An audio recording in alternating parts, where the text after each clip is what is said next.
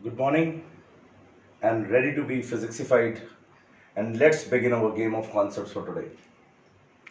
तो कल हम लोगों ने खत्म कर लिया एक बहुत ही इंपॉर्टेंट टॉपिक चैप्टर 1 का इलेक्ट्रिक डाइपोल। कल के सेशन में आप लोग जाके देख सकते हैं। इलेक्ट्रिक डाइपोल में टोटल 5 वीडियोस हैं। थर्ड प्लेलिस्ट है फिजिक्सीफाइड पे। आप अपना यूट्यूब पे आपका चैनल ये जब देखेंगे फिजिक्सीफाइड तो इसमें हमारी थर्ड प्लेलिस्ट जो है इलेक्ट्रिक डाइपोल की 5 वीडियोस में पूरा इलेक्ट्रिक डाइपोल टॉपिक कवर हो गया है। बस एक electric potential due to dipole वो हम अगले चैप्टर में कवर करेंगे।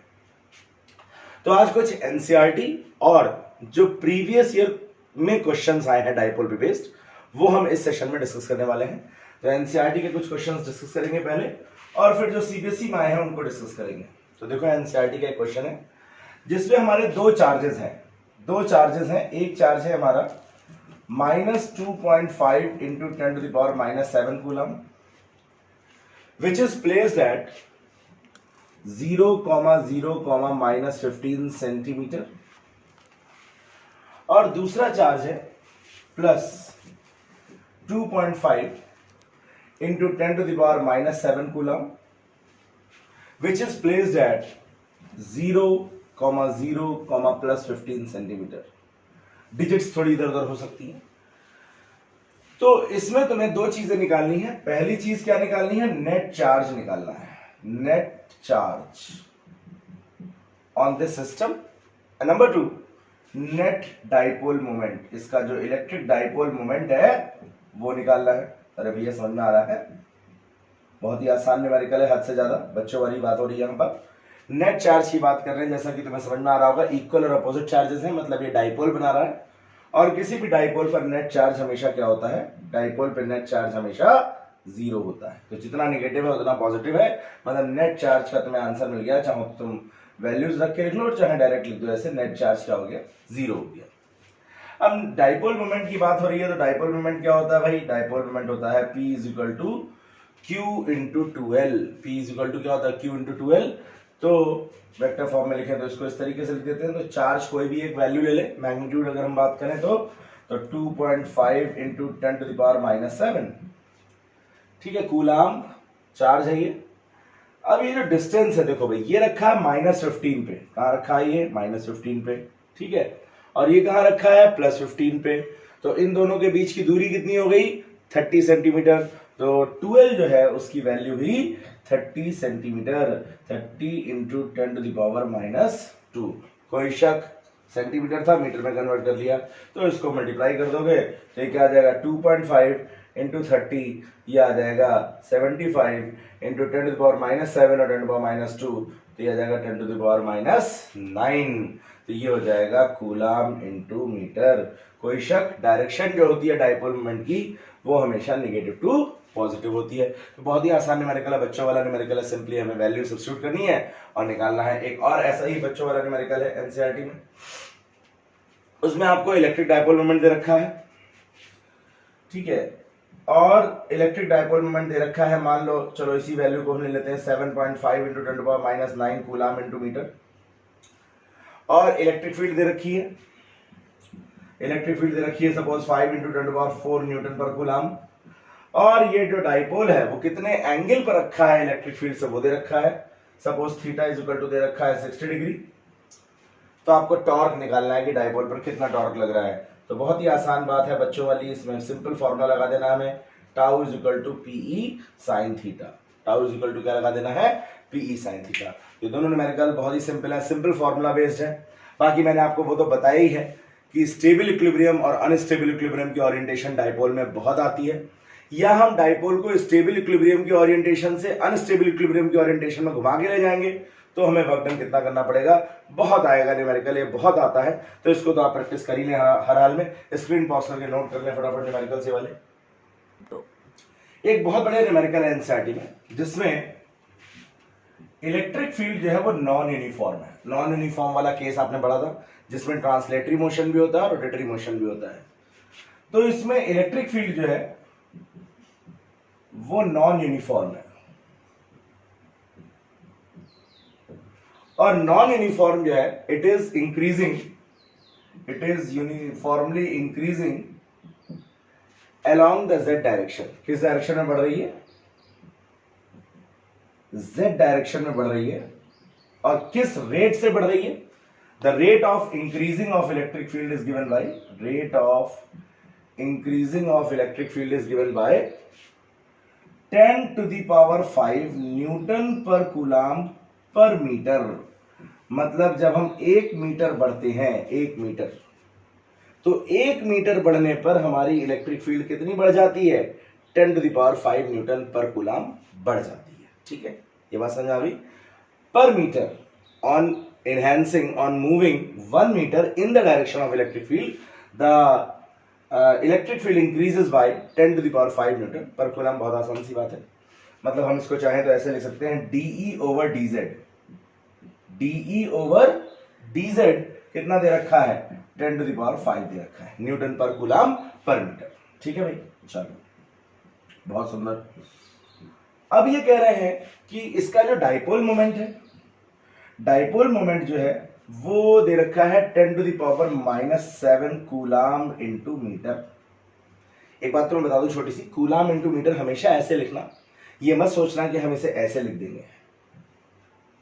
ठीक है, कूलाम इंटू मीटर ऐसे लिखना, ऐसे लिख दोगे तो गलत हो जाएगा क्योंकि इसका इंप्रेशन जाएगा मिली कूलाम, तो इसलिए ऐसा मत लिखना, इसको ऐसे ही लिखना हमेशा 10 to the power -7 coulomb into meter दिया हुआ है। ठीक है, और ये नेगेटिव z एक्सिस के अलॉन्ग है। किसके अलॉन्ग है? This is along negative z direction.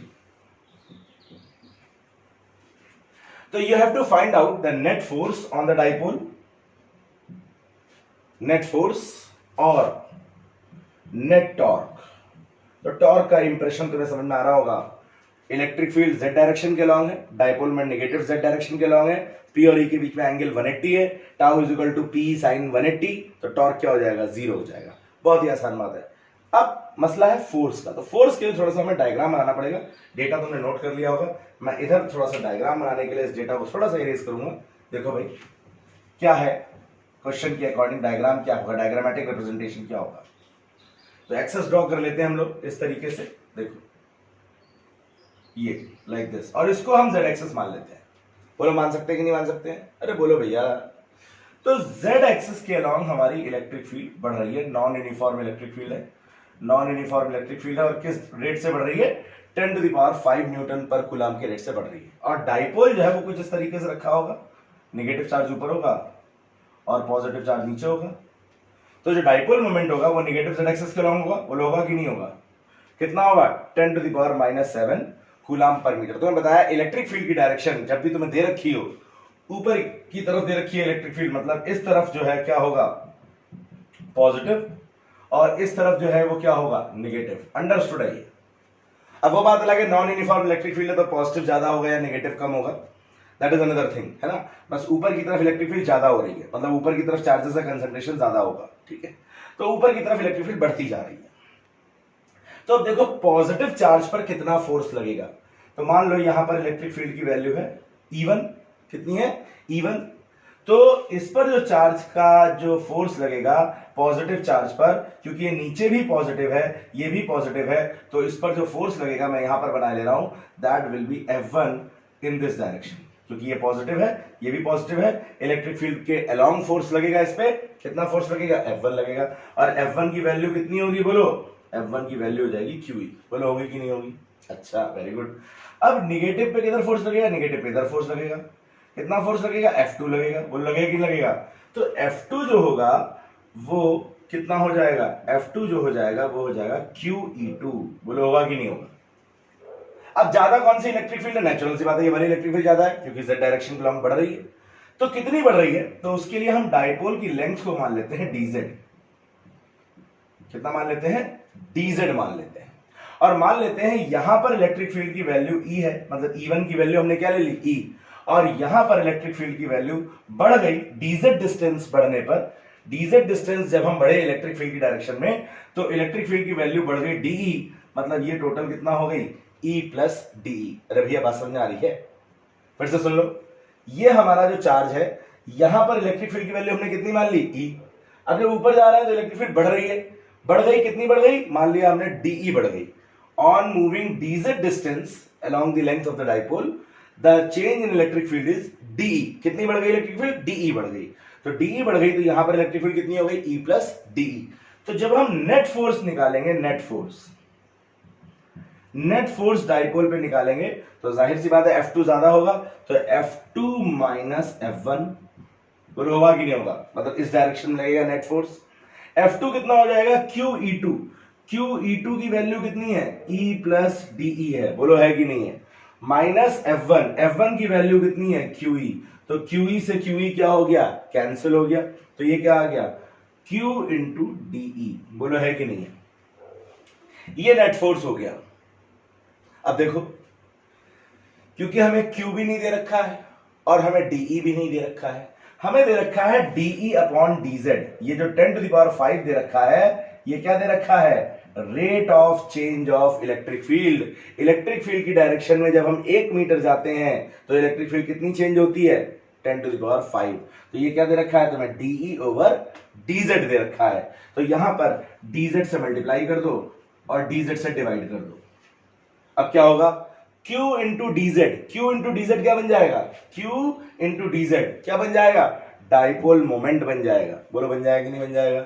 और DE अपॉन डीजेड की वैल्यू भी तुम्हें दे रखी है, बोलो दे रखी कि नहीं दे रखी है, तो ये हो जाएगा P into DE over DZ. तो अगर मैं वैल्यू इसके ऊपर रख दूं यहां पर, तो P into DE over DZ क्या हो जाएगा, तो P into DE over DZ हो जाएगा F is equal to P, P कितना है, P दे रखा है 10 to the power minus 7, और DE ओवर डीजेड कितना दे रखा है, DE ओवर डीजेड दे रखा है 10 to the power 5, तो इसका मतलब ये हो गया 10 to the power minus 2 newton. कितना फोर्स लगेगा, 10 to the power minus 2 newton का फोर्स लगेगा, नेट फोर्स। किस डायरेक्शन में लगेगा, opposite to the direction of electric field, opposite लगेगा इलेक्ट्रिक फील्ड की डायरेक्शन में। क्या क्वेश्चन बढ़िया है, ये क्लियर है। अच्छा ये देखो, तुम्हारा एक डेरिवेशन भी हो गया कि अगर डाइपोल इस तरीके से रखा हो तो उस पर नेट फोर्स कितना लगेगा, uniform electric field, non uniform electric field में नेट फोर्स कितना लगेगा, इज इट क्लियर। और टॉर्क कितना हो जाएगा, क्योंकि दोनों एंटी पैरेलल है, देखो डाइपोल मोमेंट इस डायरेक्शन में है और इलेक्ट्रिक फील्ड इस डायरेक्शन में है, तो थीटा कितना है, थीटा 180 है, तो टॉर्क कितना हो जाएगा, PE sin 180, मतलब ये कितना हो जाएगा, 0 हो जाएगा। कोई रॉकेट साइंस है, नहीं समझ में आया, रोना नहीं है, तोते उड़ गए, कमेंट बॉक्स में लिखो, पूछो, पढ़ते रहो, लेकिन सारे क्वेश्चन कराऊंगा प्रीवियस ईयर के, एनसीईआरटी के सारे क्वेश्चन कराऊंगा, और इतना कर लिया तो जैसा कि हमारा चैनल डेडिकेटेड है बोर्ड्स के लिए, बढ़िया नंबर आएंगे बोर्ड्स में, और लाने हैं तुम्हें बढ़िया नंबर। तो wait for the next numerical, pause करके नोट कर लो जरा इसको। एक और न्यूमेरिकल देख लो, बढ़िया सा 2011 का न्यूमेरिकल है, 2011 में बोर्ड में आया है। इसमें हमारे दो डाइपोल्स दे रखे हैं, आइडेंटिकल डाइपोल्स हैं, एक ये डाइपोल है और दूसरा डाइपोल ऐसे रखा हुआ है at an angle of 120 degree. इन दोनों के बीच में एंगल कितना है, इन दोनों के बीच में एंगल दे रखा है 120 डिग्री, आइडेंटिकल डाइपोल्स हैं। तो पहला तो इनका नेट डाइपोल मोमेंट निकालना है, तो आइडेंटिकल डाइपोल्स है तो इसका भी डाइपोल मोमेंट P होगा, नेगेटिव टू पॉजिटिव होगा, और इसका भी डाइपोल मोमेंट P होगा, नेगेटिव टू पॉजिटिव होगा, बोलो होगा कि नहीं होगा। और अगर हमें दोनों का नेट डाइपोल मोमेंट निकालना है तो पैरेललोग्राम पूरा करेंगे इस तरीके से, और पैरेललोग्राम पूरा करने के बाद ये जो डायगोनल आएगा, ये डायगोनल नेट डाइपोल मोमेंट को रिप्रेजेंट करेगा, बोलो करेगा कि नहीं करेगा। ये तो होगी डायरेक्शन की बात। अब इसका मैग्नीट्यूड कितना होगा, P नेट, P नेट जो होगा इन दोनों का equivalent dipole moment parallelogram law से आएगा, बताया था तुम्हें, P1 square plus P2 square plus 2P1 P2 cos 120, बोलो होगा कि नहीं होगा।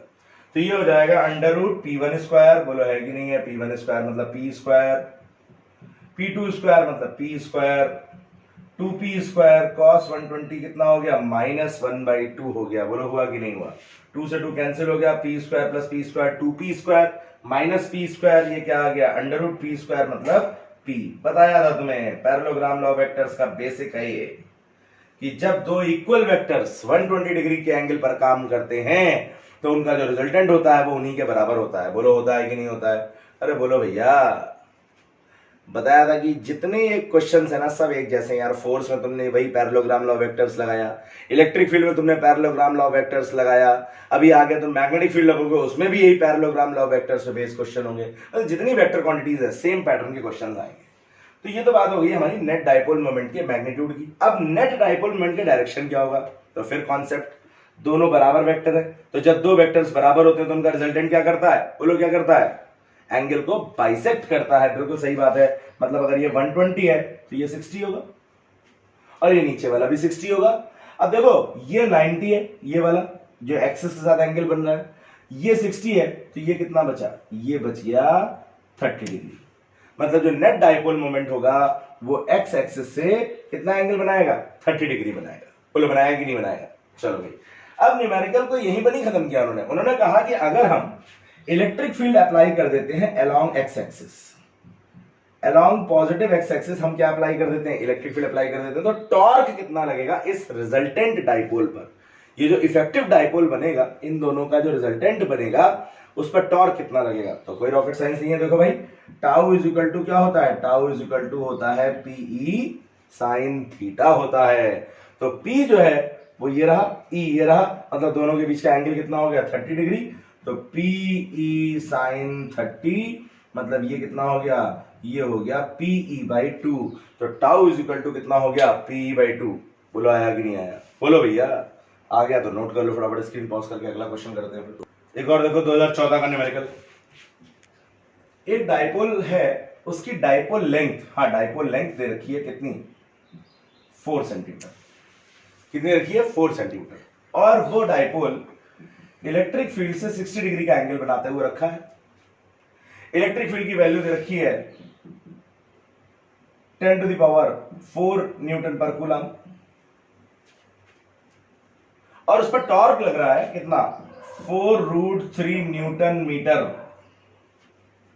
तो क्या पूछा गया है, find out the potential energy of the dipole in this situation if the charges are equal to, charges की वैल्यू कितनी दे रखी है, +-8 नैनो कूलम। चार्जेस की वैल्यू कितनी दे रखी है, +-8 नैनो कूलम दे रखी है। अरे भैया कोई दिक्कत इसमें, ये शायद इलेक्ट्रिक फील्ड नहीं दे रखी है, इलेक्ट्रिक फील्ड की वैल्यू नहीं दे रखी है, केवल इतनी चीजें दे रखी है, 12 दे रखा है, थीटा दे रखा है, टॉर्क दे रखा है और चार्ज की वैल्यू दे रखी है, और तुमसे क्या पूछा गया, पोटेंशियल एनर्जी। तो देख के तुम्हें समझ में आ रहा होगा, बहुत आसान न्यूमेरिकल है। अरे भाई टॉर्क दे रखा है, तो टॉर्क से क्या निकाल लोगे, tau is equal to PE sine theta. अरे सर पी तो दे नहीं रखा, ये क्या कर दिया आपने, अरे भाई पी नहीं दे रखा तो पी तो तुम निकाल सकते हो, पी कैसे निकालोगे, tau is equal to Q into 12 into E sine theta. Sine theta मतलब साइन 60। तो यहाँ पे टाउ दे रखा है, क्यू दे रखा है, 12 दे रखा है, बोलो दे रखा है कि नहीं दे रखा है, साइन 60 दे रखा है, तो यहां से क्या यू निकल आएगा, ई निकल आएगा, बोलो आएगा कि नहीं आएगा, और ई निकल आएगा तो फिर डायरेक्ट वैल्यू रख दोगे कहां पर, u is equal to minus PE cos theta में, और u is equal to minus PE cos theta में वैल्यू रख दोगे तो क्या निकल आएगा, तो वहां पर पोटेंशियल एनर्जी निकल आएगी। क्या निकल आएगी, बोलो पोटेंशियल एनर्जी। तो इस तरीके का क्वेश्चन है, बहुत ही आसान क्वेश्चन है, मुझे नहीं लग रहा कोई रॉकेट साइंस में। समझ में आ गया है तो नोट कर लो फटाफट। तो एक और न्यूमेरिकल देखो भाई, नेट डाइपोल मोमेंट निकालना है, -2 की चार्ज यहाँ पे रखा हुआ है, इक्विलैटरल ट्रायंगल के अलॉन्ग ये चार्ज रखा हुआ है, और इधर रखा हुआ है +q, इधर भी रखा हुआ है +q। इक्विलैटरल ट्रायंगल की साइड है से डी। तो इक्विलैटरल ट्रायंगल है इस तरीके से, ये एंगल 30 दे रखा है और ये भी 30 दे रखा है, टोटल एंगल 60 होगा, जानते हैं हम लोग, कोई रॉकेट साइंस इसमें नहीं है। अब भैया ये -2q को हम बांट सकते हैं, -q हम +q इसका पेयर बना सकते हैं, और -q और +q इसका पेयर बना सकते हैं, बोलो बना सकते हैं, नहीं बना सकते हैं। तो एक डाइपोल मोमेंट तो ये हो जाएगा P1, और एक डाइपोल मोमेंट इधर हो जाएगा P2।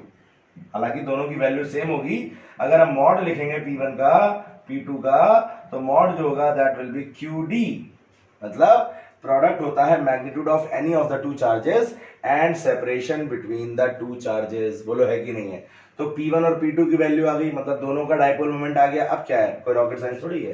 तो P नेट क्या हो जाएगा, P नेट हो जाएगा √P1 square plus P2 square plus 2P1 P2 cos 60। अरे बोलो भैया आया कि नहीं आया। तो ये हमारा P1 square plus P2 square plus 2P1 P2 cos 60। अब हम इसको वैल्यू रखते हैं यहाँ पर, तो P1 वही है QD, मतलब P स्क्वायर लिख लेते हैं, P2 भी वही है क्या QD, इसको भी P स्क्वायर लिख लेते हैं, यहाँ भी P1 P2 बराबर है तो इसको भी P स्क्वायर लिख लेते हैं, और cos 60 क्या हो जाएगा, cos 60 हो जाएगा 1/2। 2, तो ये हो गया कैंसिल, तो P square plus P square plus P square मतलब कितना हो गया 3p स्क्वायर, तो 3p स्क्वायर को क्या लिख लेंगे p रूट 3, मतलब ये हो जाएगा रूट 3 QD।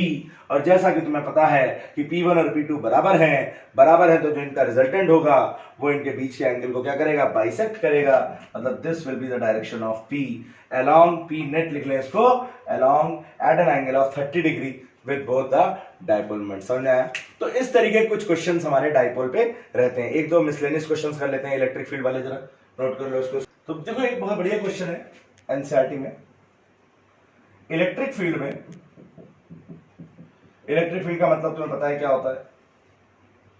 इलेक्ट्रिक फील्ड में इस तरीके से एक m मास का और उस पर q चार्ज है, इस पार्टिकल को छोड़ दिया जाता है जिसकी इनिशियल वेलोसिटी होती है vx along x एक्सिस। तो इसकी ट्रैजेक्टरी की इक्वेशन तुम्हें निकालनी है, या हम ये कहें कि अगर ये इलेक्ट्रिक फील्ड ना होती तो ग्रेविटी के इफेक्ट्स को हम इग्नोर कर दें, तो क्योंकि इसकी इनिशियल वेलोसिटी एक्स एक्सिस के लॉन्ग है तो ये पार्टिकल सीधे ही जाता बिल्कुल, क्योंकि जब कोई फोर्स नहीं होता तो वेलोसिटी भी चेंज नहीं होती। ग्रेविटी के इफेक्ट्स को हम इग्नोर कर दे रहे हैं।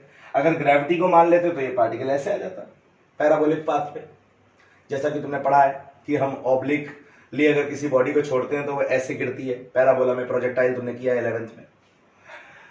तो जब इस पार्टिकल को हम छोड़ देते हैं ऐसे with initial velocity along x axis, तो क्योंकि हमने इसको इलेक्ट्रिक फील्ड में ड्रॉप किया है, ग्रेविटी के इफेक्ट्स को हम इग्नोर कर रहे हैं, लेकिन इलेक्ट्रिक फील्ड तो है यहाँ, तो ये जो पार्टिकल होगा स्लोली स्लोली इस पे ऊपर की तरफ फोर्स लगेगा, और जब इस पे ऊपर की तरफ फोर्स लगेगा तो ये बाहर निकलते निकलते ये अपनी एक्सिस से, जिस डायरेक्शन में एंटर करा था वहां से डेविएट हो चुका होगा, इसका डिफ्लेक्शन हो चुका होगा vertical along the electric field, along the direction of electric field, so the displacement is y।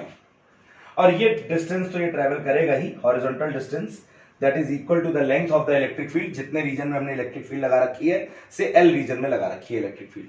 चले भैया बात समझ आ रही है? तो हमें y का एक्सप्रेशन निकालना है। किसका एक्सप्रेशन निकालना है? y का। तो कोई दिक्कत वाली बात नहीं है। वर्टिकल डिस्प्लेसमेंट निकालना है। डिस्प्लेसमेंट निकालने के लिए तीन इक्वेशन ऑफ मोशन हमने पढ़ी है बचपन में, v is equal to U plus A T, s is equal to U T plus half A T square, और v square is equal to U square plus 2as। तुम्हारी आत्मा से आवाज आ रही होगी कौन सी इक्वेशन लगाएंगे इसमें, दूसरी या तीसरी? तो दूसरी इक्वेशन में देखो क्या है, s is equal to U T plus half A T square, क्योंकि यूनिफॉर्मली एक्सेलरेटेड मोशन है ये। तो u क्या है? Initial velocity. कौन सी इनिशियल वेलोसिटी? तुम जिस डिस्प्लेसमेंट की बात कर रहे हो वो डिस्प्लेसमेंट किसके अलोंग हुआ है? वो डिस्प्लेसमेंट हुआ है y एक्सिस के along, along the electric field हुआ है। हॉरिजॉन्टल के अलोंग तो हमें पता है कितना डिफ्लेक्शन है, l। अरे भैया बात समझ आ रही है?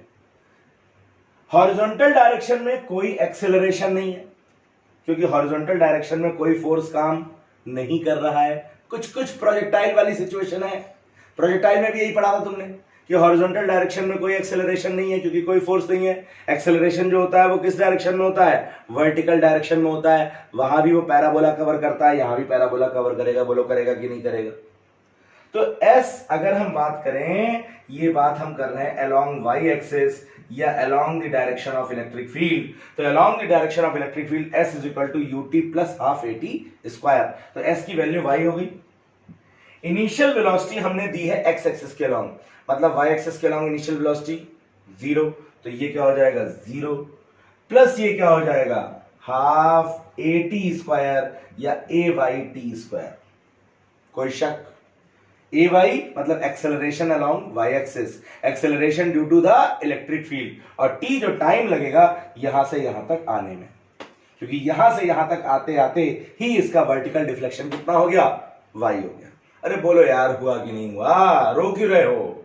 रोना नहीं है। तो y इज इक्वल टू हो गया हाफ ए वाई टी स्क्वायर। तो देखो भाई ए वाई एक्सेलरेशन, एक्सेलरेशन क्या हो जाएगा? बोलो एक्सेलरेशन हो जाएगा फोर्स अपॉन मास। क्या हो जाएगा? Force upon mass. अब फोर्स किसने लगाया?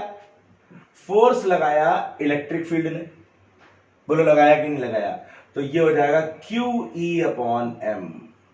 एक्सेलरेशन जो हो जाएगा that will be equal to QE upon m, क्योंकि इलेक्ट्रिक फील्ड जो फोर्स लगाती है E बराबर F अपॉन Q, तो F बराबर कितना हो जाएगा QE। क्या एक्सेलरेशन आ गया? बोलो Q भी पता है तुम्हें, M भी पता है और इलेक्ट्रिक फील्ड की वैल्यू भी पता है।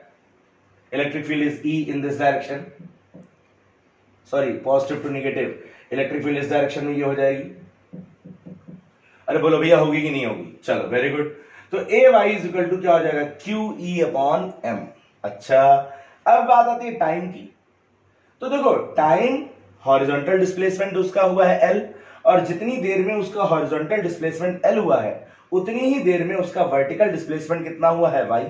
तो टाइम की वैल्यू हम निकाल लेते हैं हॉरिजॉन्टल मोशन से। तो फॉर हॉरिजॉन्टल मोशन अगर हम बात करें, same equation S is equal to UT plus half AT square. तो डिस्प्लेसमेंट कितना हुआ? Horizontal displacement L। Horizontal velocity कितनी है? हॉरिजॉन्टल वेलोसिटी इनिशियल है Vx।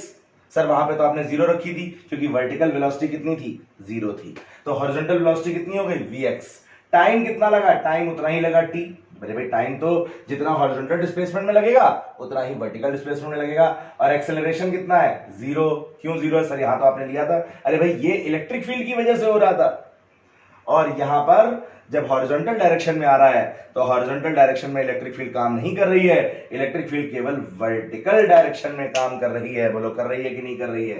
तो ये t बराबर जो आ जाएगा वो क्या आ जाएगा? L अपॉन Vx आ जाएगा। बोलो आएगा कि नहीं आएगा? AY की भी वैल्यू आ गई, तो यहां पर अगर हम वैल्यू रखें इक्वेशन में तो y की वैल्यू क्या हो जाएगी? y की वैल्यू जाएगी हाफ AY मतलब QE अपॉन M, और t की वैल्यू क्या हो जाएगी? L अपॉन Vx का होल स्क्वायर। तो ये हमारा y का एक्सप्रेशन आ जाएगा।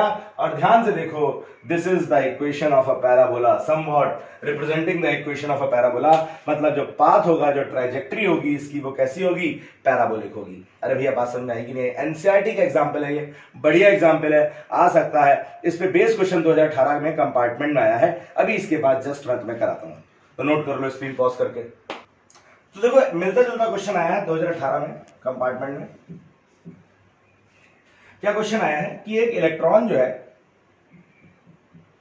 वो इलेक्ट्रिक फील्ड में गिरता है, that falls in the electric field like this. ठीक है, due to the action of electric field only, gravitational की बात नहीं कर रहे हैं यहाँ पर, ग्रेविटेशनल इफेक्ट्स को इग्नोर कर रहे हैं। तो S is equal to 1.5 centimetre. Electric field की स्ट्रेंथ दे रखी है 2 × 10⁴ न्यूटन पर कूलम। इलेक्ट्रिक फील्ड की स्ट्रेंथ दे रखी है। अब सेम इलेक्ट्रिक फील्ड में इलेक्ट्रिक फील्ड की डायरेक्शन रिवर्स कर देते हैं, और इलेक्ट्रिक फील्ड की डायरेक्शन रिवर्स करने के बाद एक प्रोटॉन को गिरने का मौका देते हैं, और ये प्रोटॉन भी उस इलेक्ट्रिक फील्ड में उतना ही डिस्टेंस गिरना चाहता है। तो दोनों के टाइम को कंपेयर करना है। दोनों के किसको कंपेयर करना है? टाइम को कंपेयर करना है कि किसका टाइम ज्यादा होगा और किसका टाइम कम होगा। क्वेश्चन समझ में आ गया? I hope so. तो देखो भाई फिर से वही बात, S is equal to UT plus half AT square. और क्योंकि इसको रेस्ट से गिराया है हमने, मतलब फॉल होने दिया है, तो इनिशियल वेलोसिटी क्या हो जाएगी? 0। तो S की वैल्यू आ गई 1.5 सेंटीमीटर को मीटर में बदलेंगे तो 10⁻² हो जाएगा, प्लस हाफ A, U तो 0 हो गया तो UT 0 हो गया, हाफ A क्या है? एक्सेलरेशन। एक्सेलरेशन क्या होगा? फोर्स अपॉन मास, और फोर्स अपॉन मास मतलब QE upon M into T square. क्या सब कुछ पता है? Q क्या है? चार्ज ऑन इलेक्ट्रॉन कितना होता है? 1.6 इंटू 10⁻⁻19 कूलम। बोलो होता है कि नहीं होता है? और जो मास है इलेक्ट्रॉन का 9.1 इंटू 10⁻31 kg। बोलो होगा कि नहीं होगा? तो टाइम की वैल्यू आ जाएगी T स्क्वायर आ जाएगा। T स्क्वायर कितना हो जाएगा? 2ms upon QE। मतलब अगर मैं लिख दूं इसको, T स्क्वायर की वैल्यू यहां से क्या हो जाएगी? 2ms upon QE। बोलो होगी कि नहीं होगी? बोलो भैया। चलो गुड। तो यहां से आ जाएगी। सेम डेटा तुम्हें यहां पे रख देना है, बस चार्ज उतना ही रहेगा, मास यहां पर चेंज हो जाएगा प्रोटॉन का 1.67 इंटू 10⁻27 kg। अरे भैया क्या बात समझ में आ रही है? तो सेम क्वेश्चन है, सेम कॉन्सेप्ट है, बस यहां पर इन्होंने क्या पूछ लिया है? टाइम पूछ लिया है। क्या पूछ लिया है? टाइम। तो ये जो है कुछ इस तरीके के न्यूमेरिकल्स हैं हमारे, जो एनसीईआरटी पे बेस्ड हमने कर लिए और प्रीवियस ईयर पे बेस्ड कर लिए। अब जब हम अगला सेशन कल शुरू करेंगे, बहुत इंपॉर्टेंट टॉपिक शुरू करने वाले हैं, मजा आएगा बहुत। गॉस थ्योरम है जिसका नाम, और आज तक 15 साल हो गए मुझे पढ़ाते हुए, शायद ही कोई ऐसा साल गया हो जिसमें बोर्ड में उस पर क्वेश्चन ना आया। तो बढ़िया से करेंगे गॉस थ्योरम को, हम सारी एप्लीकेशंस करेंगे, उस पर बेस्ड क्वेश्चंस करेंगे जो प्रीवियस ईयर पूछे गए हैं, और फिर हमारा ये फर्स्ट चैप्टर जब कंक्लूड हो जाएगा तो एक बार फिर से जो एनसीईआरटी के क्वेश्चंस हैं और बोर्ड के प्रीवियस ईयर के क्वेश्चंस हैं सारे हम करेंगे, और तुम भी सारे करोगे, खाली मुझे ही नहीं करने। Till then, be physicsified and keep playing the game of concepts. God bless you.